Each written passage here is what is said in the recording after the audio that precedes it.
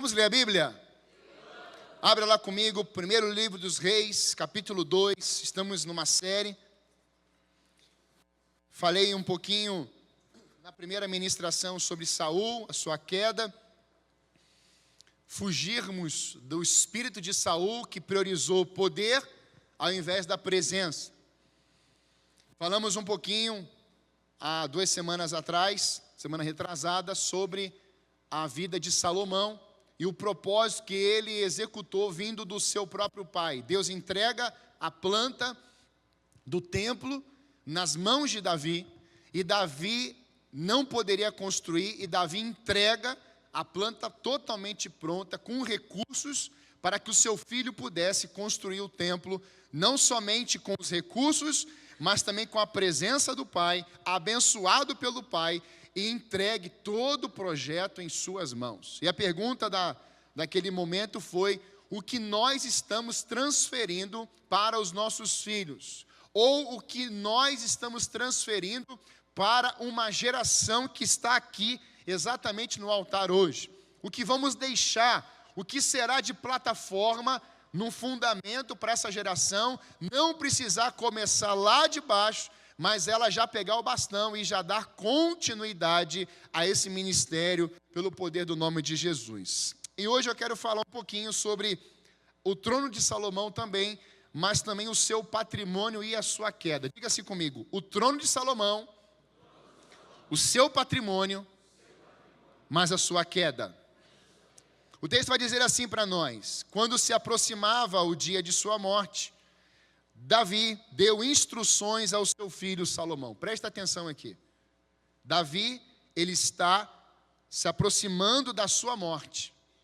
E ele está entregando instruções. Diga comigo assim: instruções. Eu queria que você guardasse essa palavra hoje no seu coração. Jesus, ele se assentou com seus discípulos inúmeras vezes e os ensinava.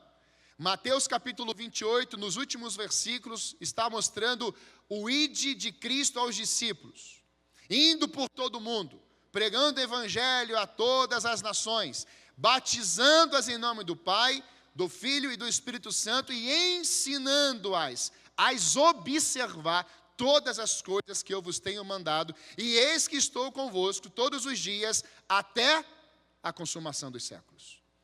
Essa verdade de instrução na Bíblia, tanto no Antigo quanto no Novo Testamento, tem como fundamento o ensino, instruir. Por isso diz a Bíblia: instrui, ensine o menino no caminho em que deve andar, e quando crescer não vai se desviar dele.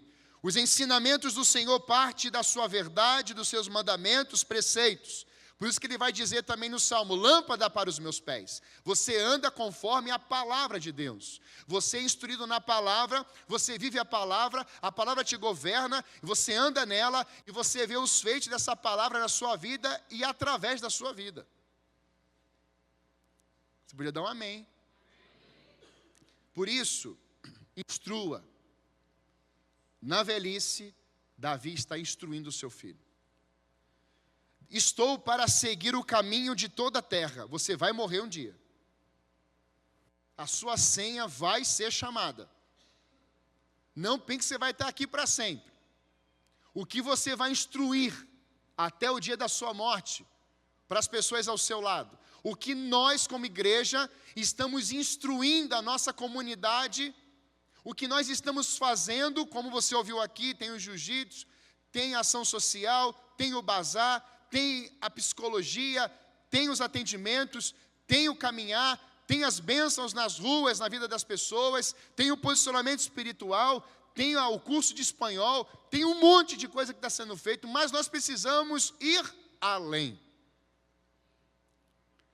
O texto vai mostrar para nós que, por isso, seja forte e seja homem. Davi está mostrando para Salomão o seguinte: olha, eu estou te deixando instruções, mas não é só isso. Você precisa entender que você precisa ser firme, posicionado, ser forte. E principalmente ser homem. Irmãos, é impressionante hoje a desconfiguração da hombridade na vida das crianças. a desconfiguração do senso da missão das mulheres como auxiliadoras, como profetisas, como pastoras, como ensinantes da palavra de Deus. Há uma tentativa de desconfigurar tudo isso na vida dos filhos. E talvez algumas pessoas não enxergaram isso ainda. Eu quero dizer nessa manhã que você precisa abrir teus olhos hoje. Porque o inimigo não vai brincar com você. Se ele anular a voz, mulher, que você fala muito, presta atenção aqui, mulher. Se você fala muito, seu marido fala pouco, você tem que diminuir a quantidade de palavras e incentivar o seu esposo a falar. Não é criticar ele, não. Meu marido não fala, não abre a boca, é essa múmia. Não, você está amaldiçoando o seu marido. Uma mulher que profetiza, ela prega a palavra. Então ela diz, o meu marido está falando. Amém, homens? A mulher e o marido falam assim, essa mulher só me dá trabalho, você está amaldiçoando a sua casa, você não está instruindo bem a sua casa. Você tem que falar assim, meu amor, faça uma oração para nós hoje aqui. Não deixa a mulher orar, deixa o filho orar. Você precisa desenvolver a palavra de bênção na sua casa. Ah, porque esses voluntários... Ah, porque não sei o quê. Não, pastor, só desce a lenha. Não, tem voluntário lá no estacionamento agora, tem voluntário atrás das câmeras que ninguém está vendo, tem voluntário lá em cima no multimídia, tem voluntários e um monte lá no Kids que precisamos de mais ainda, tem gente para fotografia, no som, tem gente para intercessão, tem gente que chega aqui 8 da manhã para limpar a igreja. Aleluia! Então a igreja foi chamada para quê? Criticar, murmurar, não. Ela foi chamada para ser um canal da palavra, das bênçãos de Deus. Murmuração, reclamação, xingar a gente, reclamar, não vai mudar nada. Não vai mudar nada. Pense nisso. Ouça isso. Guarde isso. Seja mulher, seja homem. Se aqui fosse para Salomeia, ele ia dizer, seja mulher. Mas é para Salomão. Estou para seguir. Verso 3. Obedeça ao que o Senhor, o seu Deus, exige. Agora aqui o negócio já sobe, olha o degrau, já subiu o degrau. Não é uma opção, Salomão. Tem gente que gosta de discutir com Deus. Mas Deus, isso aqui não foi bem uma exigência, foi uma opção, foi múltipla escolha, né, Elia? Múltipla escolha, não é múltipla escolha, irmão, é exigência. Exigência tem um significado, ou tu obedece ou acabou. Exigência de Deus é exigência. Amém, meus irmãos? Alguém aqui é melhor que Cristo e de Deus para dizer assim, o Senhor exigiu, eu não vou fazer. Pode se levantar, a gente já vai orar por você. Que seria ser muito bom, porque nem os anjos fizeram isso ou fazem isso. Os anjos são ditos como mensageiros. Deus falou, os anjos executam. Olha o que está no verso 3. Primeira palavra, obedeça. Obedeça ao quê? Ao que o Senhor, o seu Deus, exige. Ande, não é só obedecer, mas é andar nos seus caminhos. E obedeça aos seus decretos, aos seus mandamentos, às suas ordenanças e aos seus testemunhos, conforme se acham escritos na lei de Moisés. Assim você prosperará. Aí, irmãos, presta atenção aqui. Tem gente que só quer pegar essa parte aqui da Bíblia, ó. E assim eu vou prosperar em tudo que eu for fazer. Só que você não leu o versículo 1, 2 e 3 completo. Você só leu, eu vou prosperar. Aí você está andando do jeito que você quiser andar. Você atropela todo mundo, você peca, você arrebenta. E você fala assim, mas Deus disse que eu vou prosperar. Aí você vai em algum lugar, a pessoa olha para você e fala assim, levanta aí, meu irmão. Quando você lê, você já coloca a mão assim, ó, eu recebo. E Deus fala assim, não, dá um abraço na pessoa que está do seu lado. Nós, muitas vezes, temos essa ambição. Eu preciso ser próspero, custe o que custar, e dou a quem doer. Mas nós temos que ler o versículo 1, que tem instrução. Temos que ler o versículo 2, seja forte, seja homem, ou seja, a tua identidade em Deus. Temos que ler o versículo 3, obedeça ao Senhor. Ele continua, ande nos seus caminhos, obedeça os seus decretos, e somente assim você vai prosperar. Verso 4, e o Senhor manterá a promessa que me fez, se os meus descendentes cuidarem de sua conduta e se me seguirem fielmente de todo o coração e de toda a sua alma, você jamais ficará sem descendente no trono de Israel. Glória a Deus, irmãos. Eu quero pensar com você nessa manhã, primeiro ponto, você vai anotar, o que é patrimônio para você? Pastor, o que significa patrimônio? A palavra, etimologicamente falando, patri, pai, mônio, recebido. O que o pai está entregando para uma geração, recebido do pai. Por isso você vê a palavra patriarca. A palavra patriarca, ela significa regra do pai, pai de uma raça, chefe de uma raça, patriarca. Em uma cultura patriarcal, o homem assume a responsabilidade e a autoridade política, olha isso aqui, política, moral, religiosa, sobre as mulheres e os filhos confiados à sua proteção. Pastor, o senhor tirou isso da onde? Do Google. Está para todo mundo assistir, e ler, e ouvir. Lá no Google está escrito exatamente isso, patriarcal. Patriarcal não é cajadada. Ser um homem está numa responsabilidade como autoridade política, governamental, moral, mais do que isso, religiosa, sobre as mulheres e os filhos confiados à sua proteção. A grande questão é, nós estamos deixando que tipo de patriarcal ou de tipo de patrimônio para a geração seguinte? Qual é o patrimônio que está ficando do patriarca hoje? Do rei hoje na casa? Quais são os bens? Tangíveis, intangíveis? Que tipo de valores monetários falando também, ou valores que não são monetários, não físicos, não visíveis, eu estou deixando para a próxima geração? O que eu estou vivendo hoje? Irmãos, a palavra patrimônio está embutida na palavra pai, essa é a sua raiz.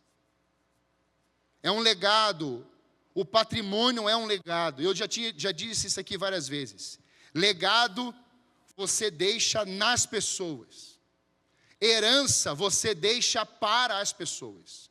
Vamos fazer esse exercício juntos? Fala assim, o legado é deixado nas pessoas.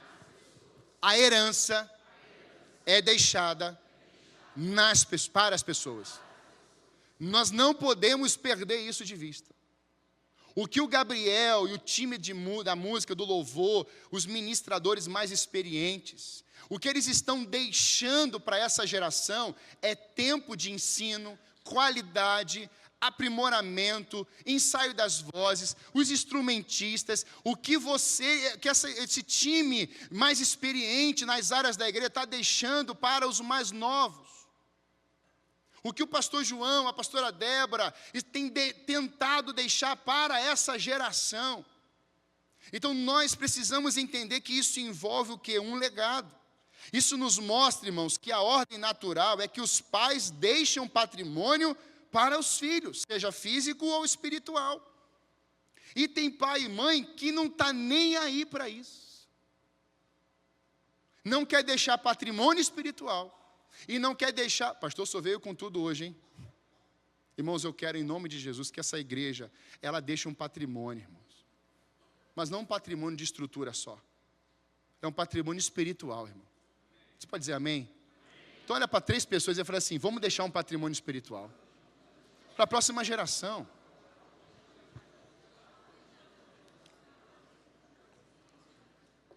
Isso nos mostra, irmãos, que o apóstolo Paulo sempre esteve certo. Olha o que ele vai dizer, 2 Coríntios 12, 14.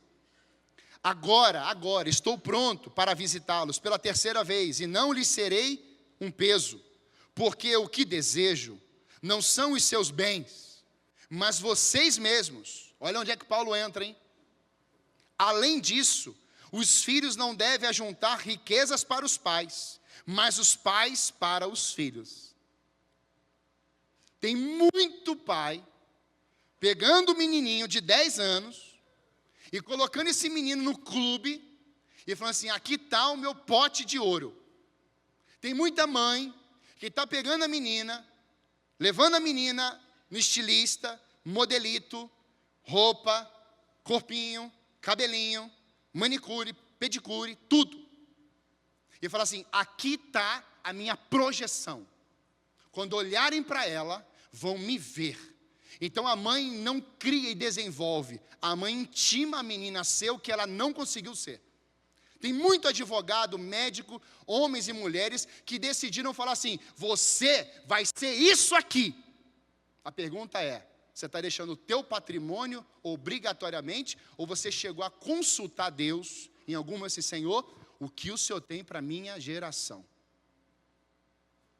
Tem pessoas hoje, irmãos, que só falando, decretando, e nunca ouve esses decretos de Deus. Não consegue ser um cano, ele quer ser a torneira. Foi boa isso, né? Uma geração vívida não é torneira. A geração abençoada é uma geração de canos. Pastor, eu pensei que eu ia ser a torneira de ouro das Arábias. Eu falei assim, pois é. Você está olhando para o ouro, ou você está olhando para o dono do ouro e da prata. Por isso que eu não tenho dificuldade de falar de dinheiro. Porque se você olhar minha poupança, está zerada. Nós vivemos pela fé, irmãos. Vou guardar dinheiro. Irmão, se precisar, a gente investe, a gente faz porque não tem mais. Então, não tem como alguma pessoa, em sã consciência, que às vezes não tem consciência, não tem a mentalidade da generosidade que é feita na igreja, então ela tem a facilidade de fazer o quê? De falar. Ela só tem o decreto dela, mas a ferida está lá. Nós precisamos entender que Deus nos avalia, Deus sonda o nosso coração. Irmãos, os filhos, eles não foram desenvolvidos para ir para um sinaleiro, pegar o dinheiro e entregar para alguém que está ali oprimindo. Não é essa a realidade. Eu queria te ajudar nisso. Quando você vê um pedinte no sinaleiro, ainda mais quando for criança, não dê dinheiro, dá comida. Vem cá, filho. Você está com fome? Duvido que ele vai falar que não. Vamos continuar ali no Mac. Vamos ali com a gente no Burger King. Vamos ali no Pastel de Vento. Vamos comer ali. Só estou falando comida ruim, né, gente? Vamos ali no Dom da Pasta. Vamos ali no Jardins Gregos. Oh, glória a Deus. Ali. O homem já subiu o nível ali, já foi lá para o céu. Que é carne caiu do céu. Você lembra disso? Está escrito, né, irmãos? Deus é maravilhoso. Gênesis 1, 28 diz assim: Deus os abençoou e lhes disse: sejam férteis, multipliquem-se, encham e subjuguem a terra, dominem sobre os peixes do mar, sobre as aves do céu e sobre todos os animais que se movem pela terra. O que eu quero dizer com tudo isso aqui? Deus, ao criar o homem, Ele transfere para o homem uma responsabilidade. Ele deixa o homem a ser o governante do jardim do Éden. Mas Ele não só disse isso, Deus colocou sobre ele princípios, tanto que Ele diz, não coma da árvore. Deus já estava dando a esse homem o canal da obediência, e para a mulher depois também. Mas eu quero que você imagine a cena que o primeiro ser humano da face da terra, que foi Adão, quando Deus sopra e constrói e molda totalmente ele com as suas mãos, aquele homem está ali como se fosse uma estátua. Ele só vai ser vivente quando Deus sopra sobre ele o seu hálito, o seu sopro. E ele passa o quê? A reagir a partir de agora. O primeiro ser que Adão viu quando abriu os olhos foi Deus. Ele podia ver Deus, porque ele era semelhante, de perfeição, igual a Deus. Bem, eu penso assim. É depois da queda que ninguém mais pode ver Deus. É nesse relacionamento que eu quero te levar hoje. A você não ver com os olhos físicos Deus, Mas você tem uma dimensão espiritual do trono, da glória, dos querubins, serafins, dele estar sentado no alto e sublime trono. E é a partir disso que Deus fala assim: agora eu estou transferindo para você poder, você vai dominar sobre todas as coisas. Eu estou transferindo para você agora cuidado, você vai cuidar de todas as coisas. Eu estou transferindo para você agora o quê? Missão. Você vai administrar tudo isso aqui. Mas eu também estou transferindo para você o quê? A multiplicação, a bênção. Eu estou lançando sobre você aquilo que é tangível, que você vai ver, e eu estou transferindo para você aquilo que é intangível, que você não vai ver. A primeira pessoa que recebeu isso foi Adão, irmãos. E quando eu meditava nisso aqui, eu falei assim: meu Deus, Adão e Eva receberam tudo do Senhor. Foram sensíveis à voz do Senhor em um tempo, mas depois foram sensíveis à voz da serpente. Assim como podemos ser sensíveis à voz da palavra do Espírito, Deus nos dá sensibilidade espiritual para combatermos contra os assédios do mal, que tentam nos destruir, envergonhar, destruir e arruinar. E é aí, irmãos, é assim que o patrimônio sofre danos. Olha o que Adão e Eva deixaram de patrimônio para Caim e Abel: pecado. E a primeira ação que acontece ao receber esse péssimo patrimônio devido ao pecado é Caim matar Abel por causa de um culto. E você acha que o diabo não está andando na igreja para começar a causar o inferno no meio dos cultos? Só que o que governa a igreja não é a serpente. Glória a Deus, irmãos. Quem governa a igreja é o nome de Jesus Cristo de Nazaré. É o seu Espírito Santo. Então, por isso eu tenho que mergulhar nos dons espirituais, para ter discernimento, palavra profética, profecia. Eu preciso ter os dom de cura, dom de milagres, dom da fé. Eu tenho que mergulhar nos 5 ministérios da evangelização, do profético, do pastoreio, do ensino. Eu preciso mergulhar em tudo isso. Por quê?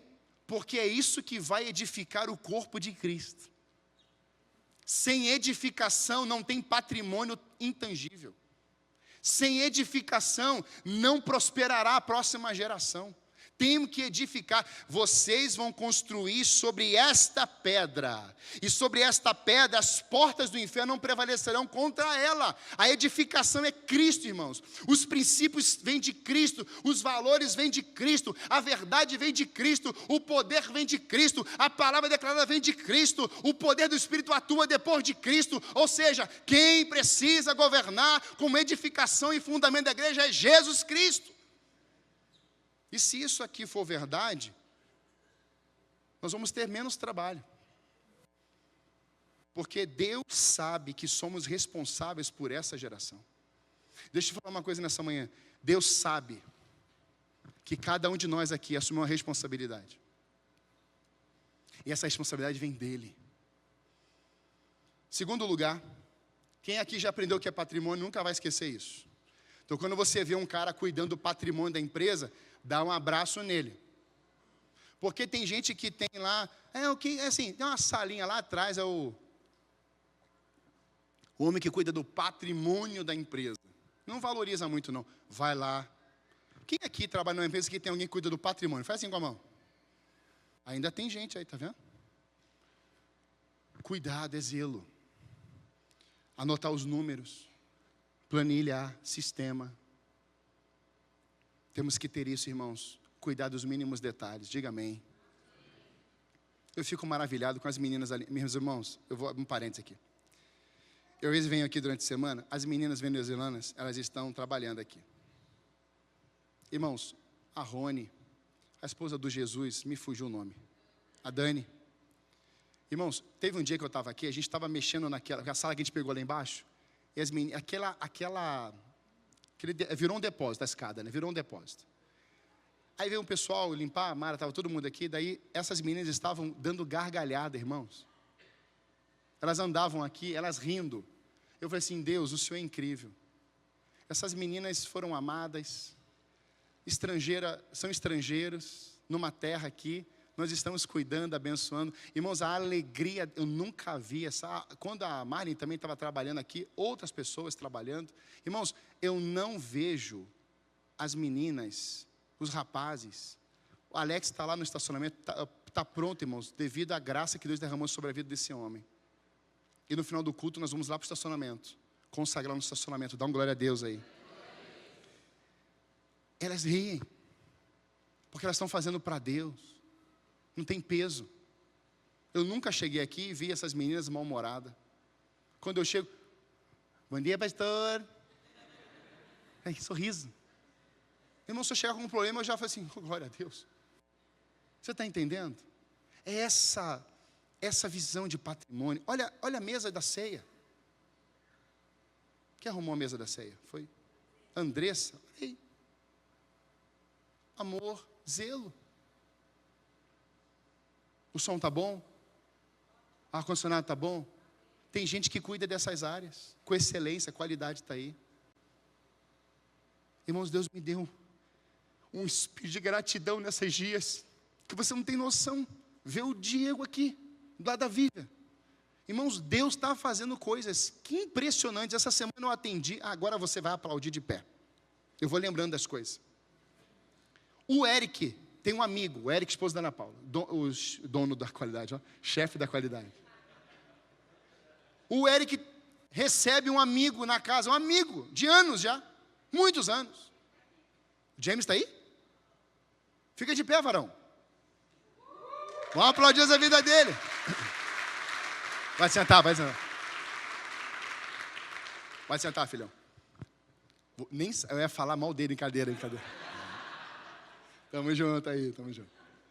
O James voltou arrebatado da casa do oleiro. Glória a Deus que Deus arrebatou, já trouxe para cá, para a gente, né? É benção. E aí o Eric recebe o James em casa. O James chega lá. O Eric fala assim, cara, eu quero te dar um presente. Vai na casa do oleiro comigo. Eu vou na casa que você quiser. Vamos numa casa que a gente vai ter que descer. Daí ele falou assim, é para descer, a gente desce. Tem mais para descer, então a gente desce. Desceu. Esse homem, ele vai para a casa do oleiro e Deus opera maravilhas na vida dele. Esse homem manda mensagem aqui, eu preciso de atendimento, estou atendendo ele. E ele começa a falar. E eu estou vendo ele falar e por dentro assim, meu Deus, o Senhor está respondendo uma oração feita por um time, por um grupo, há 10 anos atrás.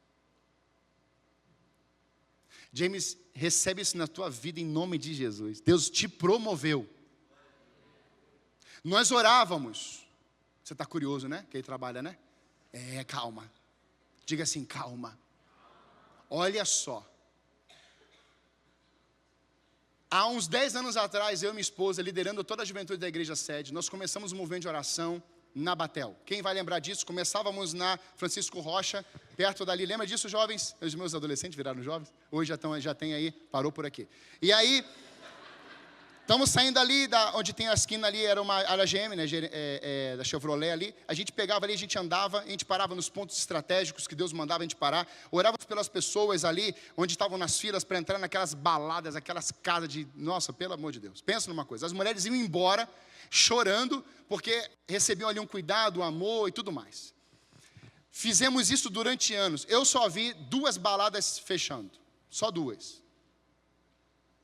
E uma pessoa chega aí e fala assim, pastor, o senhor está orando, falando de púlpito, para as baladas fecharem. Eu falei assim, eu não falei para elas fecharem, eu só falei para Deus converter os donos. Consequentemente, alguma outra coisa vai acontecer naquele lugar. Amém, igreja? Mas tem gente dentro da igreja que não sei o que pensa. E aí, eu estou atendendo o James. O James está falando, pastor, eu tenho uma casa, eu tenho um lugar, que eu reúno jovens lá, e eu faço 2 eventos por mês. E ele me mostrou o evento. Eu falei, sangue de Jesus tem poder. E esse cara está falando assim, pastor, agora eu estou em crise, porque eu já estou pensando já em mudar, já fazer um monte de coisa. Eu falei assim, não, calma. Deus vai te dar toda a direção. Se Deus chamou, Deus banca. Deus vai te dar sabedoria, não cancele nada. Irmãos, nós temos que cuidar até com isso. Não porque você tem que fazer nada. O homem não precisa dizer isso para o outro. O Espírito vai ministrar no coração dele. E já começou. Ele falou assim, pastor, tem 50 pessoas lá. É uma das maiores festas que acontecem em Curitiba. Cabe 1.500 pessoas lá. Ele começou a falar, você sabe que é o sonho, né?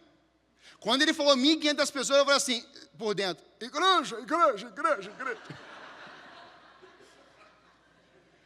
Só que eu não podia falar isso para ele. Eu falei assim, Espírito Santo, o senhor tem que falar isso para ele. E no meio da conversa ele falou assim, pastor, será que a gente já não começa a pensar? Eu tenho 50 pessoas que se eu estalar o dedo já vem. Eu falei assim, isso pode ser uma célula aqui dentro.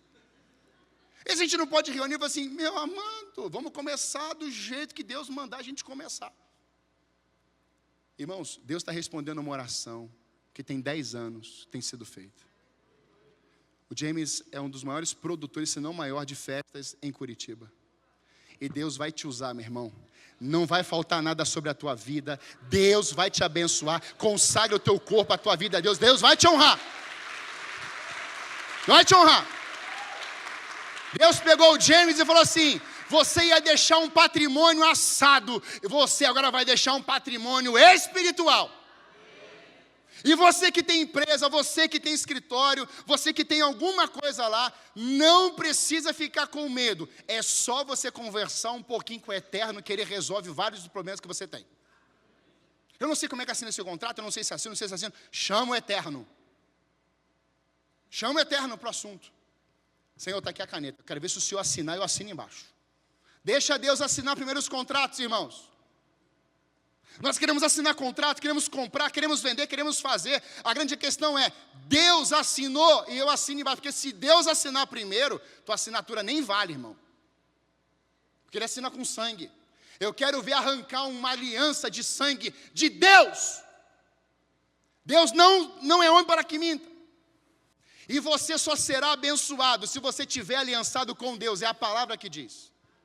As bênçãos vêm por meio de uma aliança com o Senhor. E a aliança custou o sangue de Cristo. Uma nova aliança eu te dou. A reconciliação daqueles que pecaram e estavam destituídos, estavam separados, estavam condenados. Mas quando você é lavado pelo sangue do Cordeiro, agora você tem uma aliança com o Senhor. E Deus não quebra aliança com os seus filhos. Porque o patrimônio dele é espiritual, é poderoso. Segundo lugar, o patrimônio mais importante que devemos deixar para a nossa geração são os bens intangíveis. Diga assim comigo, bens intangíveis. Bens intangíveis são valores, princípios, declarações proféticas, compaixão, graça, fé, obediência, compromisso com a verdade e fidelidade total ao Senhor. Intangível é aquilo que você não vê. Mas você sabe que está acontecendo alguma coisa. Não estou grávida. Põe a mão. O que Deus disse? Crescei e multiplicai. Então eu creio, Senhor. Eu não estou vendo, mas eu estou tomando isso como uma verdade sobre o meu ventre. Bens tangíveis. Dinheiro, propriedades, carros, casa. O que é material? Você toca. Agora deixa eu te fazer uma pergunta. Na cultura hoje, ocidental, você acha que a cultura ocidental está mais preocupada em deixar bens intangíveis ou tangíveis? Muito obrigado, igreja. Você está entendendo onde o pastor quer chegar hoje? O que nós vamos deixar para a geração seguinte? 10 milhões na conta? Mas tudo brigando no final. E você conhece as histórias dos artistas aí. Gugu morreu, meu Deus do céu. Devia estar rebolando naquele caixão lá. Tem gente, irmãos, que quando a pessoa morre, ela já no velório está discutindo os assuntos. Vai ficar com quem o carro? Vai ficar com quem? Com quem? Isso é meu, hein? Vou ficar com o blazer dele. E o defunto está lá. Podia levantar, né? Só dar um susto. Ou falar, bens intangíveis. Morreu de novo. Davi deixou os dois tipos de... Pastor, tem como deixar os dois? Melhor ainda, irmãos. Melhor. Porque você pensou o quê? Que o pastor ia falar o quê, né? Pastor, só vai ficar no bens intangíveis? Isso eu queria deixar uma graninha para os meus filhos começarem a vida. Glória a Deus, aleluia. Não tem problema nenhum nisso, não. Amém, igreja? Amém. Se você tiver problema com isso, irmão, não tem com quem deixar, te apresento aí algumas pessoas. Pix está liberado. Os recursos podem ser deixados. E aí entra aqui, irmãos, nesse momento aqui. Os recursos para a construção, quem deixou para Salomão? Davi. Quem entregou a planta nas mãos de Davi? Deus. Então os recursos vieram? Claro que vieram. A planta veio? Claro que veio. Ou seja, aquilo que Deus fala, Ele banca. É para construir um templo. Davi, toma recurso. Só que aí, quando você entra na dimensão do patrimônio de Deus, do patrimônio do seu pai, fazendo como princípio intangível, irmãos, Deus vai falar que as riquezas, você lembra disso semana passada, retrasada, aonde Deus vai falar assim, olha, eu estou abençoando você com sabedoria, porque você não pediu ouro nem prata, não pediu bens, mas eu vou te abençoar, não só com a sabedoria que você pediu, mas com riquezas. Por quê? Porque Salomão pede o que era intangível primeiro. Ninguém vê sabedoria, ninguém enxerga sabedoria. Sabedoria é como se fosse o vento, você não vê, nem estoca, você não guarda.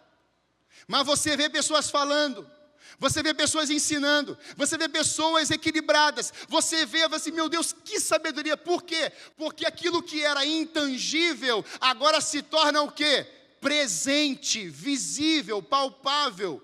Uma reunião, um descontrole, ninguém consegue fazer, ninguém consegue ir, duas mães brigando ali, e o filho é meu, e Salomão falou assim, corta a criança no meio, e vê de quem é a mãe, dá uma para cada um, não, pode dar para ela.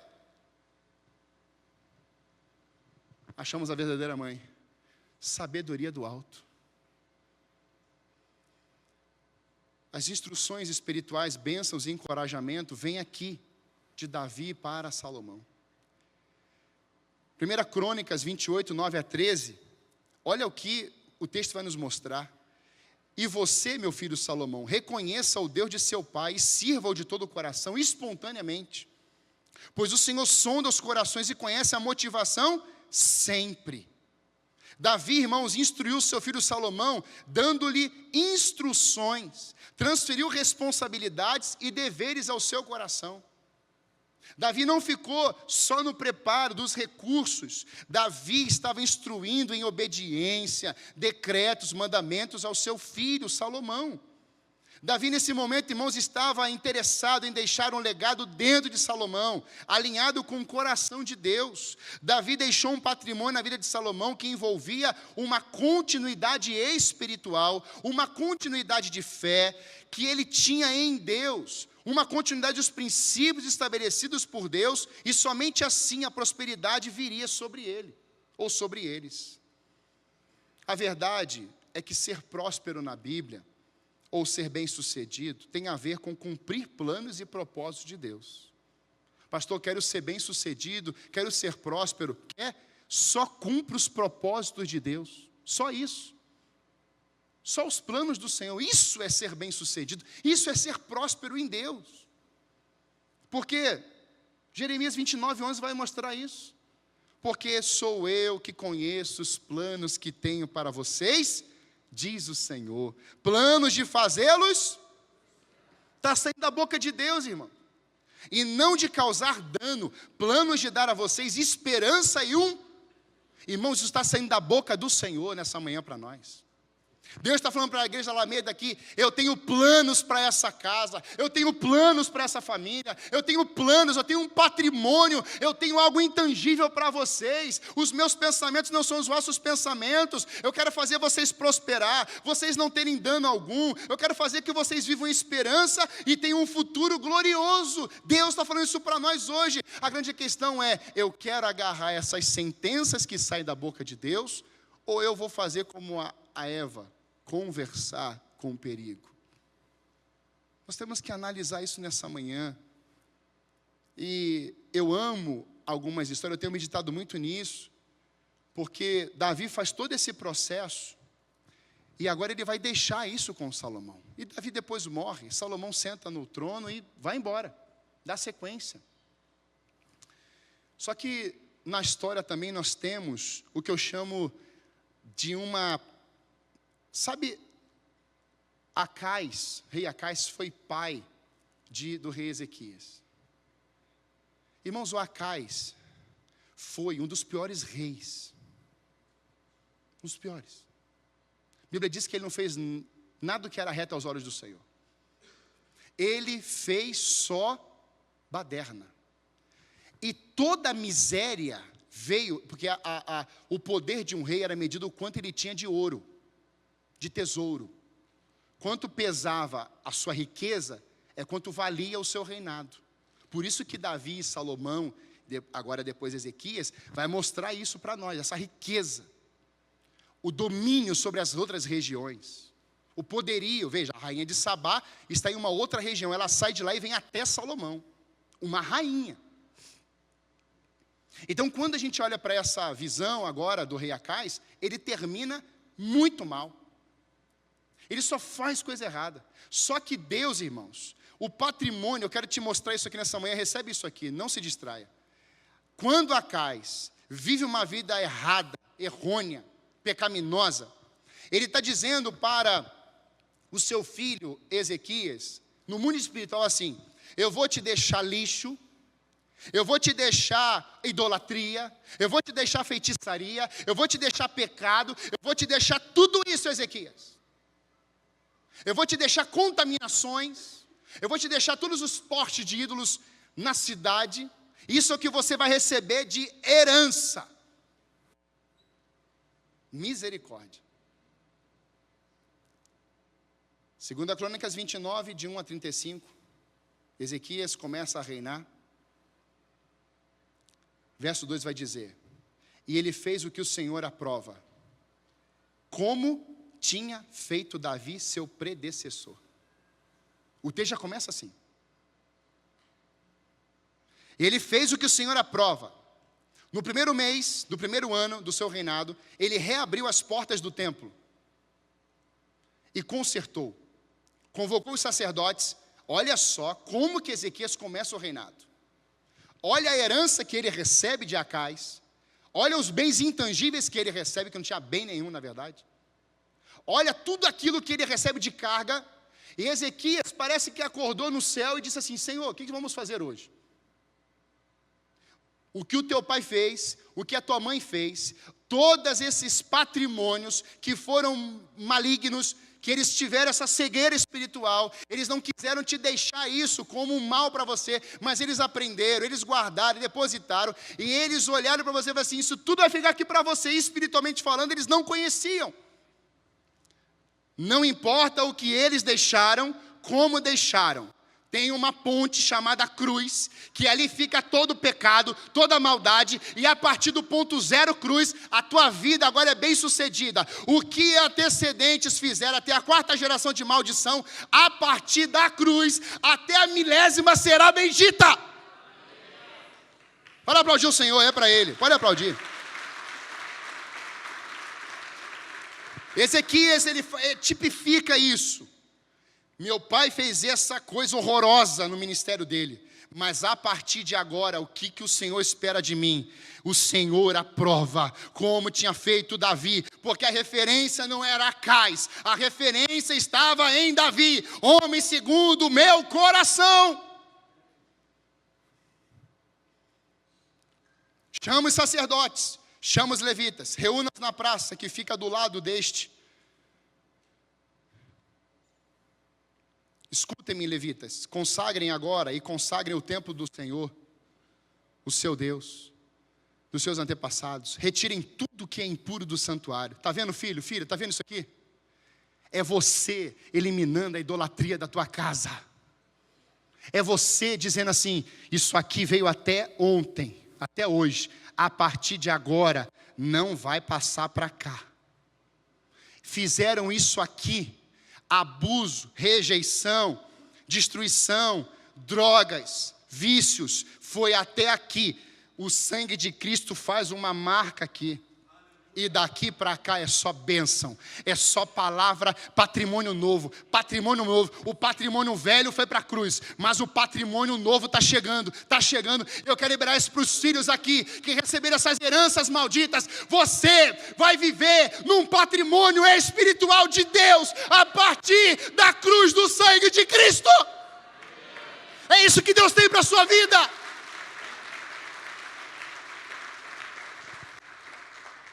O texto vai mostrar: pretendo, pois, agora fazer uma aliança com o Senhor. Verso 10. O que Deus de Israel, para que com fogo da sua ira se afaste de nós. Olha isso. A herança, o legado de seu pai deixou foi a quebra de uma aliança com Deus. Acais quebrou, Ezequias consertou. Refez. Presta atenção. Ezequias vive tudo bonitinho ao Senhor. Você conhece a história de Ezequias? Que ele pede mais 15 anos, ele vive. Irmãos, não vou entrar no mérito que não dá tempo. Ezequias, descendência, não é vinha? O reinado, não era continuidade? Sabe quem foi o filho de Ezequias? Fala assim: Manassés. Manassés e Acabe podiam dar as mãos os dois e serem considerados os piores reis de Israel. Já preguei, Manassés reinou 55 anos. E Manassés foi tão ruim, que Manassés, para quem ele olhava e piscasse 2 vezes sem ele mandava matar. Pensa um rei maligno, foi Manassés. Então eu tenho Acais, eu tenho Ezequias, a restauração, a reforma. Aí você tem agora Manassés. Sabe quem foi filho de Manassés? Pode me ajudar? Josias. Entre uma geração maligna, que o maligno usa, Deus levanta outra para honrar o nome dele. Deus não se esqueceu de nós. Está Elias pensando assim: só está eu, estou escondido na montanha, agora não tenho mais o que fazer, eu estou aqui meio que quase em depressão, um burnout, eu estou exausto, a Jezabel falou que vai me matar, e só tem eu. E Deus falou assim: que só tem você o quê, homem? Eu escondi 7.000. Você está pensando que você está sozinho, irmão, na tua batalha? Pai, você está pensando que você está sozinho? Marido, está pensando que você está sozinho? Tem uma penca de anjos ao teu redor. Tem um povo no céu. Tem uma geração no céu. Tem anjos, querubins, serafins. E tem Jesus Cristo intercedendo pela igreja, por você e por mim, sem parar. Eu tenho que estar aliançado a isso. E o que acontece? Josias, depois de Manassés fazer aquele estrago na nação, que fica pior do que Acais, Josias fala assim: onde é que está o livro, Caio? Onde é que está o livro, Vitor? Onde é que está o livro, Mara? Pega o livro. Vamos atrás do templo, estava tudo destruído. Manassés destruiu tudo. Dentro do templo estava cheio de poste de ídolo. Foram tirar os escombros do templo. O livro estava lá embaixo. Pai, mãe que está aqui hoje, por favor, presta atenção nisso. Se você enterrar o livro, a tua geração vai parar. Mas se os teus pais enterraram o livro, sejam Josias nessa manhã e falou assim: enterrar o livro, mas a gente vai achar o livro. E quando eles abriram o livro, Josias disse: está escrito, temos que fazer uma limpeza aqui espiritual, porque nós vamos deixar um legado espiritual para a próxima geração. Então não me diga assim: pastor, você não conheceu meu pai e minha mãe. Realmente não conheci. Se morreram não tem como. Mas eu te conheço. E eu sei que Deus tem um plano para a tua vida. Então pare de ser vítima do que aconteceu com você e entra na cruz, porque na cruz morre a vítima. Na cruz morre aquele pecado. Na cruz morre tudo. E no terceiro dia vem o poder da ressurreição. Eu não sei você, mas isso tem que mexer com a gente nessa manhã, porque a gente fica preso sempre antes da cruz. Irmão, quando você passou na cruz, Cristo agora não está atrás, Cristo está à frente de você. Então a depressão tem conserto. O pensamento de morte tem conserto. O cansaço tem conserto. O pecado mais grave tem conserto. É só você olhar para a cruz. Em último lugar, quero chamar a banda aqui. Pessoas como Davi e Salomão, que Davi vai começar bem. Mas Davi no percurso vacila, mas termina bem. Mas Salomão começa bem. O texto vai mostrar para nós que um rei que começou bem, mas devido às distrações terminou mal. Melhor, guarde isso no seu coração. Isso é Bíblia. Melhor que começar bem é terminar bem. Eclesiastes 7:8. O fim das coisas é melhor do que o seu início, e o paciente é melhor que o orgulhoso. Eclesiastes 7:8. O fim das coisas é melhor do que o início, e o paciente é melhor que o orgulhoso. Evangelho de Mateus 24:13. Mas aquele que permanecer fiel até o fim será salvo. Apocalipse 2:10. Ser fiel até a morte, e dar-te-ei a coroa da vida. Salomão pega o templo, constrói tudo, consagra ao Senhor, vive uma vida exuberante de poder e de glória. Quando o templo é agora para ser inaugurado, presta atenção nisso, igreja. Hoje nós vamos dedicar um estacionamento, que eu tenho orado a Deus, para que quem sabe Deus não venha e nos comece a depositar riquezas, depois de sabedoria espiritual, e Deus derrame sobre a lamenta de Santa Feliz. Você está recebendo isso? E aí você chega aqui e fala assim: pastor, era só um terreno, agora tem mais 2 terrenos limpos aqui, está enxergando isso? Irmãos, essa semana eu saí aqui no estacionamento, e eu falei assim: Senhor, nós precisamos desse espaço todo aqui, promove esse povo. E comecei a orar a Deus, já comecei a sonhar. Eu fui para casa, à noite eu fui dormir, levantei, eu falei assim: amor, eu não sei se foi um flash, eu não sei se foi uma visão, eu não sei o que foi. Batista tem essas coisas, fica perguntando: o que é? Fosse pentecostal assim: foi uma visão. A gente fica assim: o que é? Não quero errar, né? E aí eu via sair do portão, irmãos, no sonho, acho que foi no sonho, porque eu fui arrebatado ao terceiro céu, não sei. Eu vi todo esse pátio aqui, ó, tá vendo? Tudo liso. Glória a Deus, amém, tudo liso. Aí alguém fala assim: mas pastor, você tinha que ter enxergado agora tudo construído. Eu falo assim: aí que vocês pensam. Você acha que Deus vai fazer tudo? Você acha que Deus vai agora colocar parede, concreto, grama? Não. Deus é o Deus de tudo, dono de tudo. Mas Deus usa a gente. Você ouviu isso aqui agora na dedicação? Então, quando eu vi aquilo, eu falei assim: Deus, o Senhor não vai dar tudo para nós. O Senhor vai liberar o que nós temos necessidade de cumprir propósitos. Quando Salomão já vê aquele templo em pé, e ele faz uma oração a Deus. Senhor, a oração dele é longa. Ele faz uma oração linda, maravilhosa. E o texto vai mostrar para nós, lá em 1 Reis 8 ou 2 Crônicas 5, que quando ele acaba, a oração está em 1 Reis 9. Mas quando ele faz a oração de dedicação a Deus, a glória de Deus enche o templo.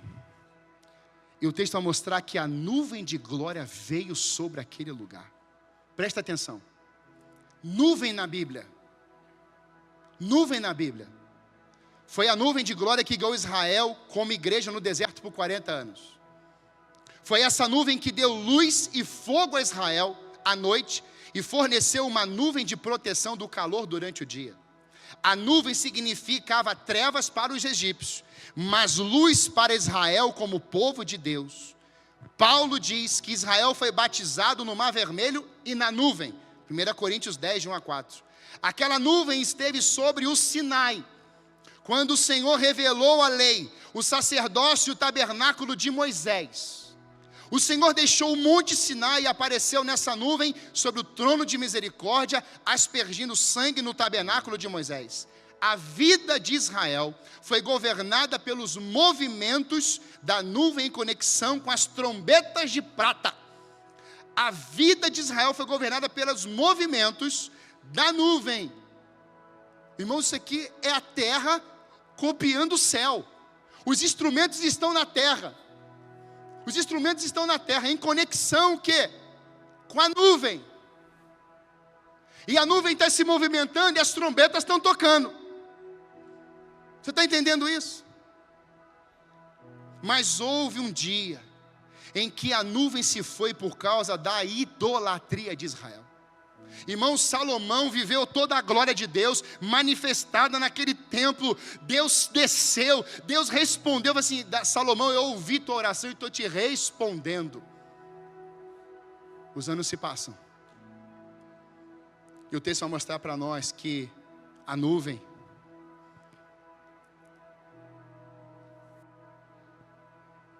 estava agora no Monte da Transfiguração. Deus desce, está Moisés, Jesus e Elias. E Deus aparece e fala assim: esse aí é o meu filho amado, e nele tenho prazer. Tabernaculou entre nós, e vimos a sua glória como a glória do unigênito cheio de graça e de verdade.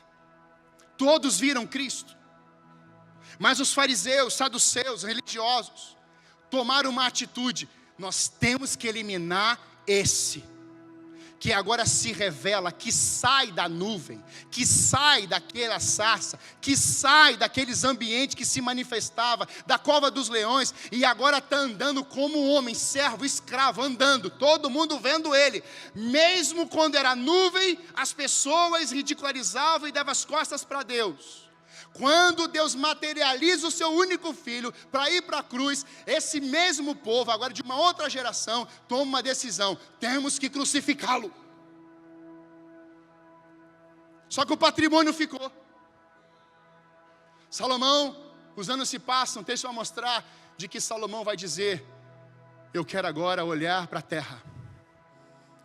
E o texto vai mostrar que Salomão, ao envelhecer, as mulheres, que eram 1000, dessas 1.300 concubinas, casadas com príncipes que serviam idolatria a outros deuses, ou seja, servia outros deuses com idolatria. Esse homem levado, o texto diz assim: e as mulheres que Salomão se envolveu, o levou para a idolatria. Salomão deixa tudo aquilo, e Salomão agora vai fazer, sabe o quê?